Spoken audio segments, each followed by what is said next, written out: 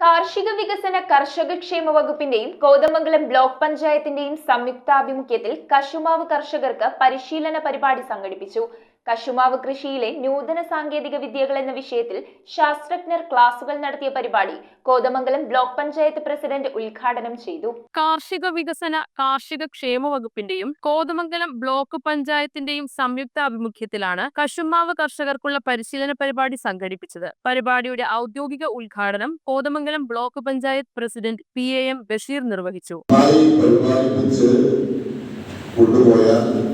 നല്ല വിളവെടുക്കാൻ കഴിയുമെന്ന സാഹചര്യം നിലനിൽക്കുമ്പോഴാണ് അവിടെ ഏരിയയുടെ നേതൃത്വത്തിൽ ഈ തൈകൾ മാത്രം കൊടുത്താൽ പോരാ, ഇവർക്ക് പുതിയ കൃഷി രീതിയെ കുറിച്ച് കൂടി പരിശീലനം കൊടുക്കേണ്ടത് അനിവാര്യമാണെന്ന് മനസ്സിലാക്കിക്കൊണ്ടാണ് കോതമംഗലം ബ്ലോക്ക് പഞ്ചായത്ത് തലത്തിൽ ഇത്തരത്തിലുള്ള ഒരു പരിശീലന പരിപാടി സംഘടിപ്പിച്ചിട്ടുള്ളത്. ഈ പരിശീലന പരിപാടി എന്ന് പറയുന്നത് ഞാൻ കൂടുതലായി ഒന്നും തന്നെ പറഞ്ഞ് കടന്നു പോകുന്നില്ല.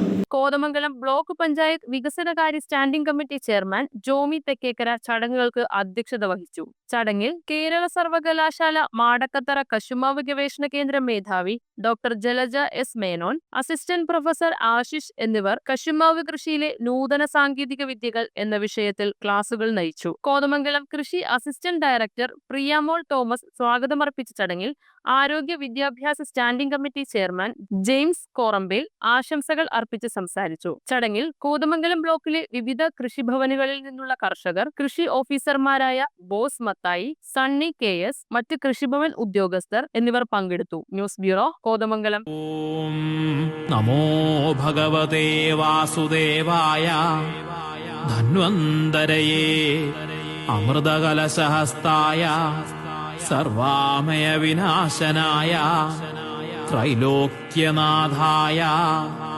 മഹാവിഷ്ണവേ നമഃ.